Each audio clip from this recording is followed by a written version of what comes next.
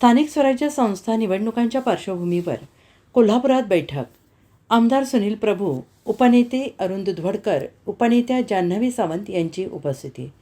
प्रत्येक पक्ष या निवडणुकांमध्ये पुढे कसे जाऊ यासाठी प्रयत्न करतो आहे. कार्यकर्त्यांचं मत जाणून घेण्यासाठी बैठक आयोजित करण्यात आली. उद्धव बाळासाहेब ठाकरे पक्षाला जिद्दीमुळे येणाऱ्या काळात नक्कीच यश मिळेल. फिनिक्स पक्षाप्रमाणे राखेतून भरारी घेण्याची क्षमता शिवसैनिकांमध्ये आहे. आत्ताचं सरकार फक्त घोषणा करतं, लोकांमध्ये असंतोष आहे. या असंतोषाचा फायदा निश्चित शिवसेना उद्धव बाळासाहेब ठाकरे पक्षाला होईल. ही निवडणूक जिद्दीने एकत्रितपणे लढाईची ही कार्यकर्त्यांची भावना. प्रत्येक कार्यकर्ता या पक्षासाठी योगदान द्यायला तयार आहे. शिवसैनिकांच्या जिद्दीमुळे शिवसेना टिकून आहे.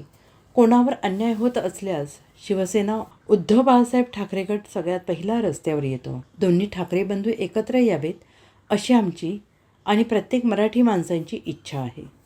महाराष्ट्रातल्या मराठी नागरिकांची इच्छा भविष्यात पूर्ण होईल असं आम्हाला वाटतं. दोन्ही भावांमध्ये कोणी येऊ शकत नाही. एकत्र यायचं की नाही हे दोन भाव मिळवूनच ठरवणार.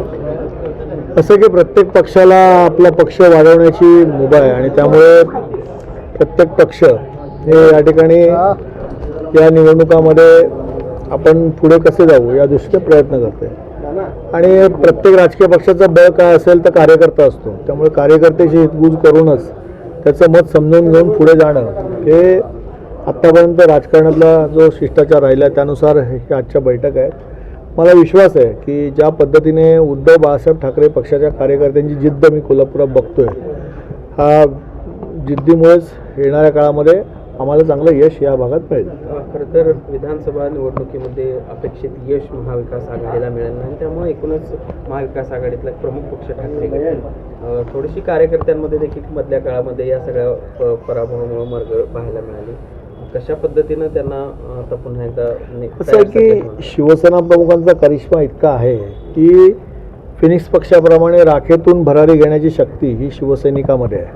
आणि त्यामुळे ठीक आहे, राजकीय यश अपयश असतं. याच्यापूर्वीच्या अनेक भारतातील निवडणुका तुम्ही बघितल्या असाल की ज्याला एकही जागा जिंकता आली नाही ते पण सत्तेत आलेले आहेत. उद्धव बाळासाहेब ठाकरे यांचा पक्ष ज्याला जरी कमी जागा विधानसभेत मिळाल्या असल्या तरी देखील मला विश्वास आहे की येणाऱ्या काळामध्ये लोकांना अभिप्रेत असणारा आणि लोकांच्या मनातला पक्ष जर कुठचा असेल तर उद्धव बाळासाहेब ठाकरे आहेत.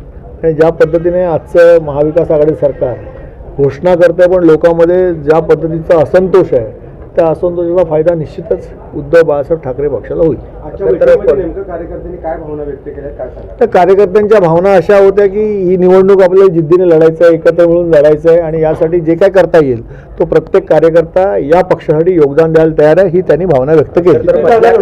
मधल्या काळामध्ये आपण बघितलं की विधानसभा निवडणुकांच्या निमित्तानं अनेक नेते जिल्ह्यातले काही आले, निवडणूक लढवली आणि पुन्हा दुसऱ्या पक्षात गेले असं एक चित्र पाहायला मिळालं. त्यामुळं कुठेतरी जे हाडाचे शिवसैनिक आहेत त्यांच्यावर या निमित्तानं अन्याय होतो अशी एक भावना. असं आहे की शिवसैनिकांची जी जिद्द आहे त्यामुळेच शिवसेना आज टिकून आहे. उद्धव बाळासाहेब ठाकरे यांच्या नेतृत्वावरती विश्वास ठेवून कार्यकर्ते काम करत आहेत.